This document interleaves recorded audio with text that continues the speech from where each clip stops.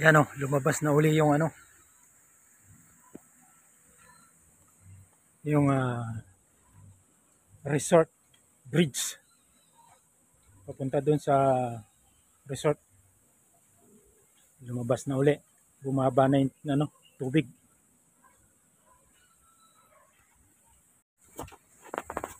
Parang walang pagbabago eh, pero lumabas na itong tulay.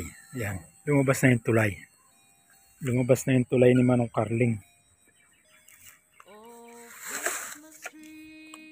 Biro mong taas ng anong yan, tubig na yan. Baha ni Kuwan at saka ni Berma. Bebe. Yan. Berbina pala, Berbina. Yan siya. Dalawang baha. Yung kay Kuwan, November 10. Yun naman kay Berbina, November 26 yata yun yung pumasok. Kaya ayan, may tubig pa rin. May tubig pa rin.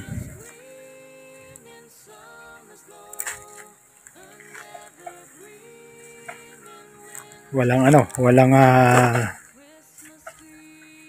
walang pag-asang ngayong December yan eh matuyo. Basta ito abutin to hanggang January. Pero kung yung baha ni Kuwan, malamang baka January at December tuyo na yan. Pero wala. Ngayon nadagdagan ng tubig eh.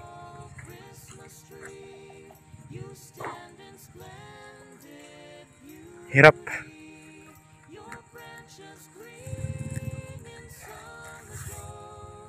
Hirap ang sitwasyon dito.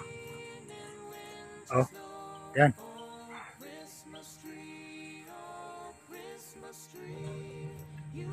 Baha ni Kuwan at ni Berbina. Yan ang sitwasyon. Oh. Baha pa rin. Pero yung ano doon, yung Madre de Agua, lumabas na kasi mataas ng konti yun doon. Nakakuha nga ako ng isang araw hanggang dibdib yung tubig. Baka pag isang araw uli makapunta ron makakuha ng Madre de Agua uli.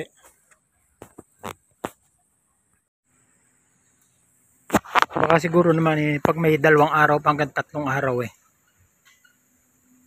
makalabas na sa tubig tong tulay na ito. Mga 3 araw hanggang ayan, 3 araw siguro makalabas na yan. Ito pa lang yung nakalabas sa tubig pero yung gawing gitna nakalubog pa sa tubig. Pero dito na sila dumadaan. Yung construction.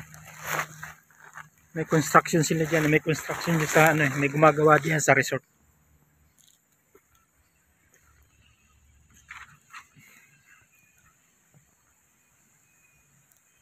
Kaya obligadong lagyan ng tulay.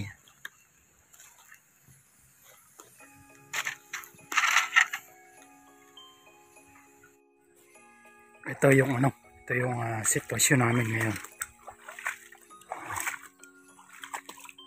Ngayon 9 ng Disyembre. Ayan. May tubig pa rin. May tubig pa rin. Doon kasi may tulay doon si Manong Carling na ginawa. Hanggang doon sa may gate. Sa may gate na yun. Ngayon yung gate na yun hanggang dito. Medyo malalim Yan yung boat ako eh. Diyan sa gawing yan, diyan sa may gawing bridge na yan. Diyan. May medyo malalim diyan. Ngayon, bibisita ako dito sa kulungan ng manok. Kulungan ng baboy. Naku, patay. Kulungan ng baboy at manok. Tanggal na. At kung anong magagawa. Ayan o.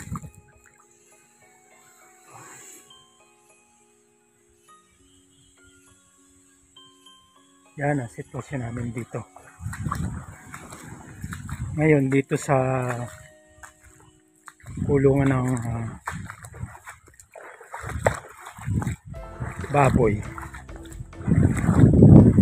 yung kasing aking kinuhang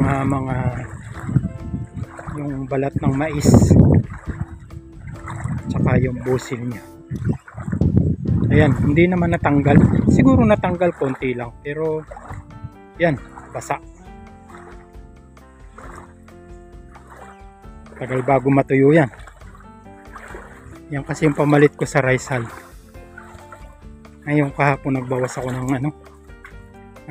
ng tube ng dumi dyan. Yan, inalis ko yung konting rito, yung tubig. Ayan, ang sitwasyon namin. Yan yung kulungan ng manok. Ito medyo matino to kaysa ron sa kulungan dun sa sa Androlop. Ito kasing kulungan dito ng Rhode Island Red. Matino, pero doon sa Androlop sira. Maraming re-repairin doon. Ito. Yan, itong aking babawasan ulit ng konting putik. Yan o. Tagal yan bago matuyo yung kuha ng mais na yan. Lalo ngayon nasiksik ulit dahil may tubig. Yan ang sitwasyon ngayon dito. Yan yung binigay ni Uwan. At saka ni Berbina. Ayan, nagre-repair ngayon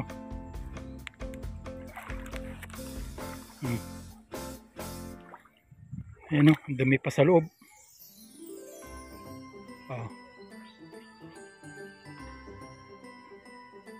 Ayan ang ibinigay ni Uwan at saka ni Berbina. Yan. Ito, nire-repair ko ito. Kasi ito yung mauunang mabawasan ng tubig. Kasi mataas to eh. Itong kulungan ng Androlop. Ayan. Kahit ganyan yan, lilipatan ko na yan. Kahit sira-sira na yung mga lona. Wala doon, putik-putik na eh. Saka ang hirap kumilos doon, mali makipot. Pero may 5 metro. Pagkakasyahin mo yung 27 na manok. Yan kanina yung ginawa ko. Hindi ko na lang binidyo kasi nga wala nga akong gagawa pag na video. Tapos yung stand ng video ko nasira pa. Yan yung itlogan ng manok. Yan. Yung box na yan. Yan yung itlogan ng manok. Yung box na yan. Ayan Yan ang idinulot ni Uwan at saka ni Berbina. Yan. Yun yung saging. Madilaw na yung yung dahon. Yung tinanim kong saging. Ewan kung makaka-recover yan. Yan. Tubig. Ito yung mababang lugar eh.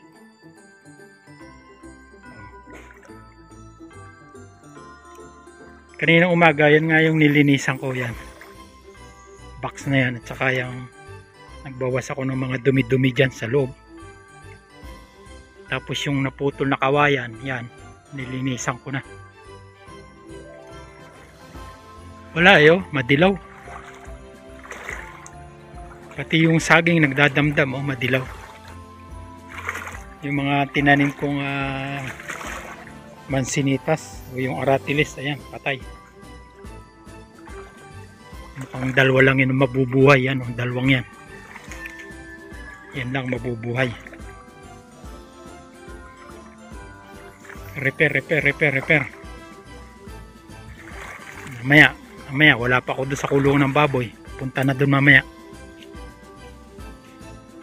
Hirap.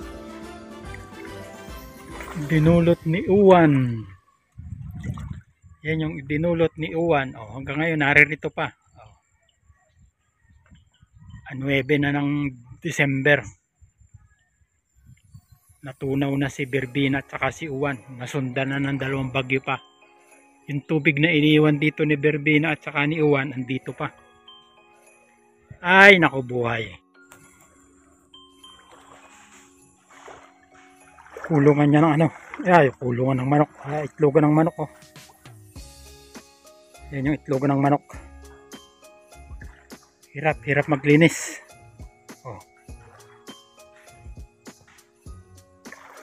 Siguro ito mga pa ito.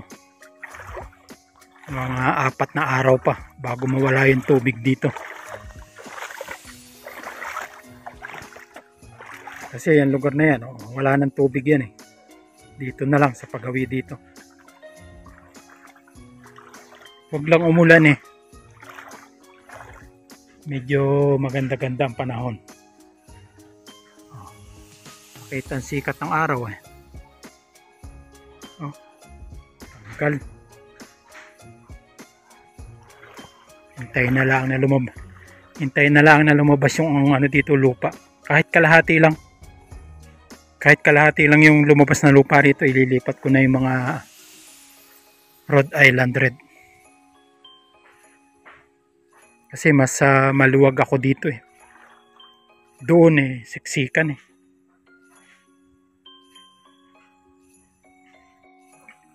Mga lang to. Basta maghati yung lupa dito. Yung lupa, lilipat na. Mas mababaw kasi ito Mas unang maaalis ang tubig dito kaysa dun sa kulungan ng mga androlop. Dito mataas Ayan, malinis na. Nalinisan din. Kapal ng putik May 2 inches yan, kapal ng putik. Ayan. Kasi yung wallowing pool nila. Ngayon, itong mais na itong matagal matuyo.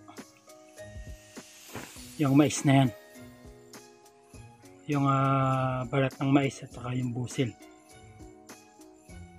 Ayun, binuksan ko na nga doon at doon ako kukuha ng tubig. Babawasan ko ng tubig. Kaso hindi pa naman pwede dahil halos level pa dito sa labas Saka yun. Tubig yan.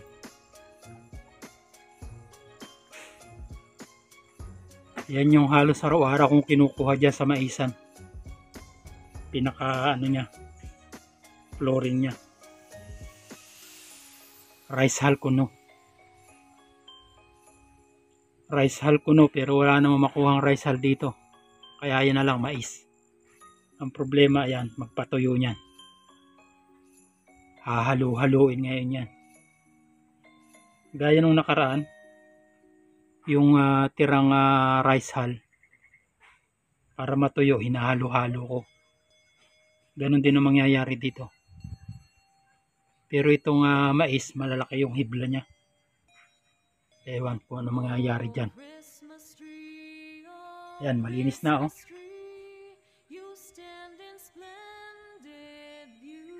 tagal pa yung tubig na yan Ay, yan. Ang buhay ni Kapise. Dilim, hindi na makita.